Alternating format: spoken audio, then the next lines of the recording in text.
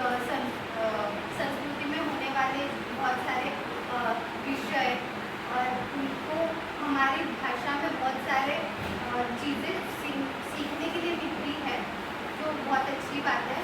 और ये social media पे हिंदी इस तरह होती है, जैसे कि आप देख रहे हैं इंस्टाग्राम, ट्विटर और रेडियो, इस तादाद पर हिंदी कम नहीं हो रही, हिंदी का बढ़ावा हो रहा है। हिंदी कम बोली नहीं जाती, हिंदी का वहाँ भी बोला जा रहा है।